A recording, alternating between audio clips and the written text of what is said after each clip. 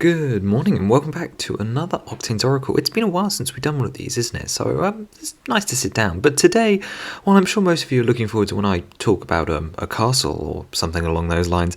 I want to talk about a different castle today, and that is the 90th anniversary castle, and more specifically the new medieval village that's coming out in March 1st, or is already out. I'm actually filming one of these in a while. It's nice to be back and just kind of rambling, you know? I've missed it in a sense.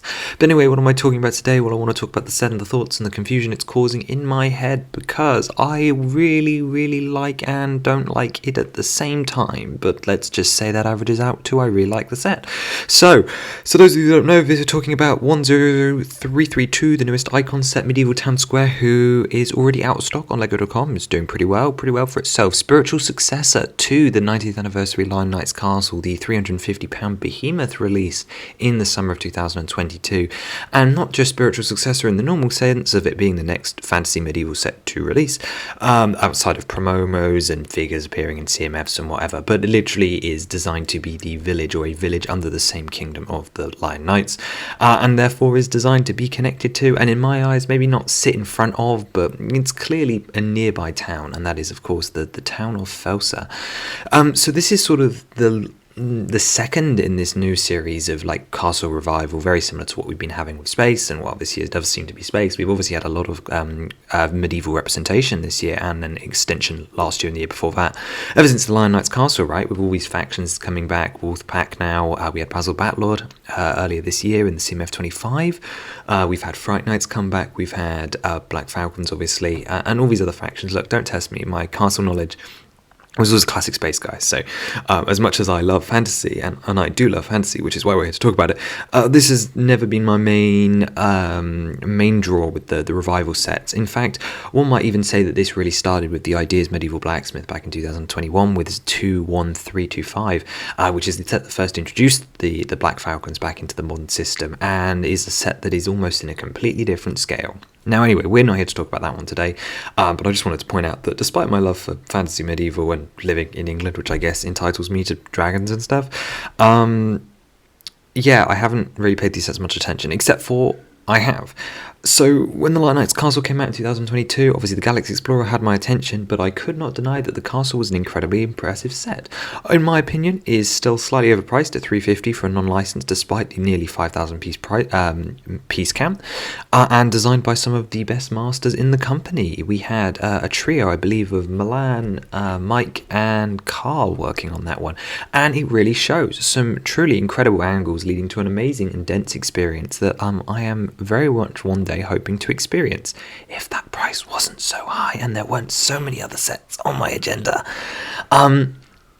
Let's just say I appreciated it from afar. From the moment it released, I knew it was a good set. I knew it was deserving of almost best set of the year for some people, and was definitely earned its place in the history books, just off angles alone, the callbacks, the nostalgia, the figure selection, and just being a really cool castle. As someone that grew up with like castle play sets that weren't Lego and stuff, like model castles to play around in, it was super cool, and I do like the idea of having my own Lego one. Now, when it came to last year, around this time actually, we had the DTC leak, which of course is famous on this channel for another reason entirely. One of the sets that leaked that caught my attention more than others was, in fact, this one, the Medieval Town Square, which leaked somewhat differently, although almost in its final form at the time. And let's just say I was pretty excited. Now, obviously not as excited as I was for a Decatry, and not quite as excited as for Baron Deux, because those two are on a whole nother level, but you could already see the prototype mold for the goat and the general vibe of the set. And I think it's safe to say that between this one and maybe the Snow White's Cottage gives it a little bit of competition, these two are the sets that have changed the most from their prototype images. Now, that's a whole nother discussion we're going to have later on about leaks and why they are kind of unhealthy, and maybe what to expect about it. But the main thing to note here is that I was excited about the concept of revisiting a medieval village, specifically in the style that it showed off in that leak. Now, obviously, medieval villages are nothing new. We had the Castle one in 2009, Medieval Market Village, which is well touted as a fantastic set, and that some people are claiming is still better than this set. They are insane. They're just completely different. One of them is set maybe 150 years earlier than the other. and they're trying to do different things, so don't know what people are on about there. I get the need to make comparisons, and I get if you prefer the old one, but just objectively, you're wrong. Those old 2009 buildings look like basic system houses from the 90s, so I really don't know what you're getting at. But each their own, I suppose. This is definitely an upgrade from that one in regard. And of course, this one also borrows half of its inspiration from Mirror Village Raid, as well, from Fantasy 2013, I believe. Which again, another very iconic set, and the set which gave us our wonderful goat for the no goat no purchase rule that I heard some people actually followed through with for the 90th anniversary castle. Well, I'm glad they're happy. I still want to pick up the Series 25 CMF goat herder just so that I can say I have one, mostly for the history of it, I guess.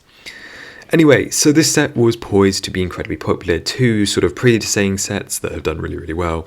A newly reinvigorated fantasy army building base, and of course, huge interest in just medieval built-in menu. And then, of course, the leak showed us a really quality product.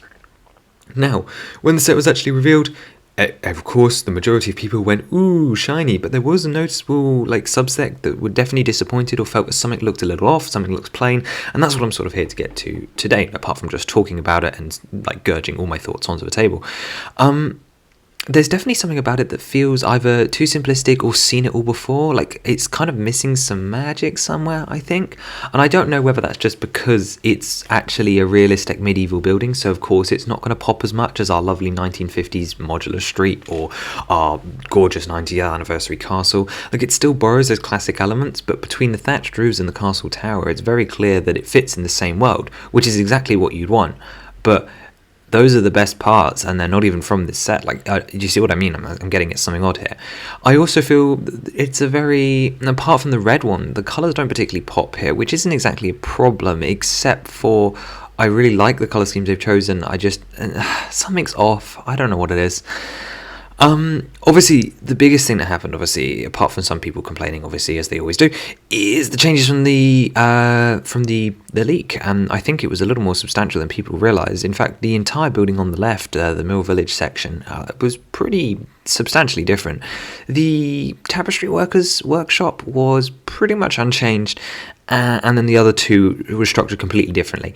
And upon further analysis of what's sort of rubbing me the wrong way, because I was set up to love this set, I was going to buy this set. This was, when it was a leak on the page, I was intrigued enough that it was pretty much an easy list maker. But when seeing it in real life, it didn't quite live up to that. And maybe that's me holding it to unrealistic expectations. Again, we're coming back to the leaks later on. But there was a substantial difference, and I'm pretty sure that is what changed or what made the difference for me. So when looking at the leaked image, which of course I can't actually show you, the whole lower side was a lot taller. This was the biggest difference. Also, the colours, right? So the right side actually stayed pretty much identical. You've got this olive green, dark tan building with the medium nougat roof. The orientation's changed and stuff a bit. The tower section had a little bit more texturing, which I do slightly prefer just because it makes it a little more weathered, whereas the main castle, I understand it being plain, you don't want over texture and stuff, but I kind of like that more. The red building also didn't change, except for it did have a red roof. Now, I'm split on this one. I think I do prefer the tan roof. I think as a whole, I'm fine with this building on the right. There's something, the Watland Daub effect that they've done with the olive green and dark tan objectively looks better in the leaked image. However, it is almost identical, so I'm willing to put that one aside and say that I like this building, and if this building was in the leaked set as is, I'd be fine with it. Now, one thing that I do think makes a difference is the absence of these extra trees and foliage. Now, one thing that stands out a lot about the leaked images is you've got lots and lots of side builds. You've got this beehive honey thing, which I think is adorable and I really wish was still in the set. I know there is a beehive still in the set, but it's sort of been combined with another section we'll talk about in a minute. But most notably, there's this big oak tree there with a squirrel and stuff that was off to the right of this building, and I just think it adds a nice bit of contrast color splash that I really think would have benefited this set. So a little bit of a shame that was taken away. And obviously people have mentioned the lack of animals before as well, and I do agree. If this is the market, this is where I would have wanted to see the animals. Now, I like the storyline of the cheesemaker's child being the only one left, and they've taken the cow to the castle. I really love that they're tying them together. like that, and I think that's brilliant. But I think the sheep should have still been included, and the lamb, and then of course the owls and things as well. Noticeably, again, there was a whole logging setup for the carpenter, like a separate build for that, as well as a second tree, which I'm pretty sure is what got turned into the market tree. Now, I'm not going to stand here and put full shame on the market tree. I do really like what they did as this communal area in the final set. However, I don't, like, when I'm looking at this leak image, I don't miss its inclusion. Obviously, if it was all there, that would be fantastic, but it just feels like they cut back down on it. There were other figures and all kinds of whatnot. I do sort of miss the inclusion of a jester. I think that would have been fun, although it doesn't really make much sense.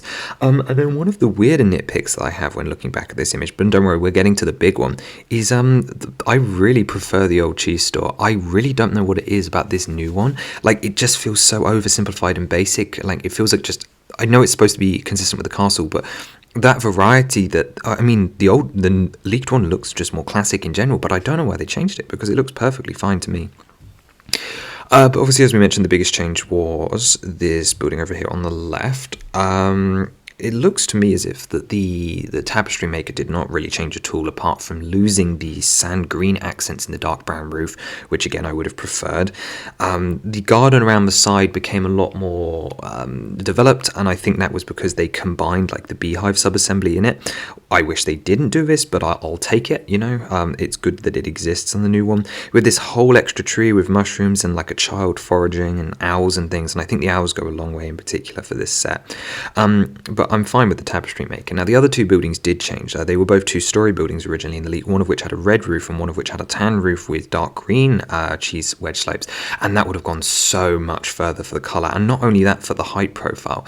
It is a medieval town square, and this building over on the left just does not feel big enough. Like, I think that's part of the problem, is that it doesn't feel connected. It feels like two separate sets, whereas in this other one, it feels like it was more sticking to the DNA of Medieval Market Village, but before development, if that makes any sense at all. Specifically, I really like the building that was a second story higher with the dark red roof, because it's sort of an angle and it feels more built up, and it's all in grey, which gives this grey block that Mill Village, like the mill portion of the furniture maker shop has, but just does a better job of it, I think. The cheesemaker shop's interesting because it looks relatively unchanged, apart from the fact that, like, innocent, the entire top's been cut off and replaced with a slanted roof. I don't even know what would have been up there. I assume it was still a cheesemaker, because the figures and stuff sort of suggest that it would be the same. But this dark tan to sand green colour scheme with the chimney just looks really, really, really beautiful. I really love how that one works. I really don't know why they changed it. And you've also got the pine tree with the Rivendell fern elements in the back, which looks great. I definitely prefer the leaked image, and I think that's, like, as I've looked through it with you guys, and obviously I've looked through it on my own time, that's sort of what holds me back, because in the nature, the final set still has a lot of those elements, right? It's mostly here. It's still, like, colourful in places, although that's a questionable assumption with a lot of muted tones here, which I don't think make it pop as much as I want from a fantasy set. The figures are all top-notch. Wolfpack Return, specifically the Tax Collector, for me, I think is interesting. I feel the interiors have a lot of sweetly charmed details, not so fussed on the inn. I do love the little secret passage at the top, but the bottom floor of the inn feels very 2011 Pirates of the Caribbean to me. I don't know why, it is. And everything else sort of works, but it does just feel like something's missing, like some sort of special charm, which is a shame considering how much storytelling's built into this one as well. Just when you put it next to the Lion Knight's Castle, which is very clearly supposed to go to, or go with, it's clear to me that the Lion Knight's Castle wins, despite being objectively slightly less interesting, I guess. But although it is just a really, really cool castle with features and more figures and stuff, and sort of sets you up to build armies. Okay, let's keep moving. But actually, I wanted to drop this in as a side note, is the army building. Why castle faction army building is so fun. These people out here building these fantasy armies, I need to find me some sort of niche army that I can go after, because there are so many cool ideas out there. I really love the stuff I've been seeing with all these different factions. I'm not a huge fan of the custom stuff, but I just think it's so Lego. It's so world building. It feels better than building a Star Wars army to me. I don't know. Something about it's cool. Maybe I'll try out Classic Space, or I'll come up with some niche concept. Like, I've seen some interesting custom factions. I wonder what I could put together if I actually gave it some thought. Thought about like a 1920s setup after those Orient Express minifigures were so cool, specifically like the Pip and Reed comeback. I wonder if we've got enough styled torsos available cheaply to where I could sort of make a full-on like Clue mystery like cast or like Civilization or something. But I suppose that wouldn't really be like an army. I suppose it doesn't really have an infantry unless I decide to like build a government body or something. Anyway, I'm on a complete tangent. So when I was trying to wrap my head around what went wrong with this one, so a comment came back to me around a New Elementary article that I read. For any of you who don't know, New Elementary is a fantastic blog all about Lego parts, and they had a chance to interview the Chinese New Year set developers. And something that stuck with me since that interview was he had said in that interview that he had recolored a 1x2 bracket into reddish brown, which he originally didn't have to do, but a set had been delayed past his release, in a sense. So Chinese New Year set came out January, and then a mystery set was originally going to recolor his bracket piece. So I'm like, well, this set has a lot of like thatching techniques. I wonder if they've probably had to use brackets. Maybe they had to recolor it. And when I checked the inventory, they didn't. So I was working off the theory that maybe this set was delayed, and that's why it went such like design modification, because the prelim images were clearly taken at some point in the middle of development, and then obviously dramatic changes happened. But it's so different compared to the prelim, which is not something we usually see. I mean, obviously prelims are subject to change, but we don't usually see such drastic change that it makes me wonder what happened. So I was working on the assumption that this was that delayed set, because I was thinking, oh, you've got all these brown lines, of course there's going to be a recolor bracket. But no. So not only does that mean that this set mystery is even more mysterious to me anyway, I don't think anyone else cares, but there is still a set coming out at some point that was supposed to have a 1x2 brown bracket that was delayed. So whenever that set shows up, I mean, maybe it was Snow White's Cottage. No, that piece didn't appear in there either. We'll never know, basically. But keep your eye out. There was a set that was delayed, and that pushed Spice enough to push the bracket into the Chinese New Year mold development budget, which is interesting to me. Anyway, that's another super random tangent, but still important to my discussion here. So I want to deal with the old ones first. I'm looking at the two side by side, and to me it's just superior in every way. Medieval Market Village just feels like low poly now. I know people like the architecture and stuff, but it does just feel like very early Winter Village. I think I'd be more bored building Medieval Market Village from 2009 than I would be this newer one, and the figures are definitely an upgrade. Yeah, you get more animals, whatever. I would have liked new animals in this set, but it's not a problem. So I find myself on this edge point where I kind of want the set, but also, like, there are so many sets out at the moment, like so many great sets, and so many that are coming up for retirement as well. And then there are other expensive sets, which I just don't know if I'll be able to get around to them all, right? Because you can't just get everything. You've got to make smart choices. And then I'm on the verge of getting the Deku Tree in like 6 months' time. So am I being too harsh on this set? Is it fantastic? In any other year, this would be bought, right? But in a year with Barad-dûr potentially, that's probably going to be amazing, a natural history museum, other modulars, and plenty of other things fighting for my attention, not to mention a Deku Tree, and custom stuff, and even potentially the Lion Knight's Castle, because the more and more I look back on that set, the more and more incredible it is, and the more and more I can justify its ridiculously expensive price tag. I always wanted this to be my jumping point for the medieval fantasy sets, because it looked so promising. But then when I saw it, had I held it to unattainable standards like the Lego Store Grocery, now the difference here being that the Lego Grocery Store from City was just awful, well, just was incredibly mediocre compared to what it could have been. There was so much potential. So there's a slight difference there, but there is a lot to love here, and I think I would have a good time with it. But I worry that the fact that I couldn't quite sit through the speed build, it was a long speed build, but I wonder if that was a fluke or whether it truly would just not hold my attention as well. Like, obviously I'd know I'd never be disappointed by it, but there's a lot of questions because there is a lot of copy and paste as well, right? Like, and as I mentioned, the copy and paste is what excels because it makes it feel standard in the same universe, but I would have loved to have seen a different roof technique. I'm sure this wasn't the only medieval roof style. We must have had clay roof tiles, right? Can someone fact check me on that? One of these roofs could have been clay tiles, I'm sure. So what it leaves us with is the age-old question that has been well said by Jang Brooks a million times, and I have also supported, is don't trust leaks, because trusting a leak gets you disappointed or confused or at most worried. So really, take them at your own risk, because not only do it end up being wrong, and it's hilarious when people think they're getting a Peach's Castle and they end up getting a Mario 64 question block.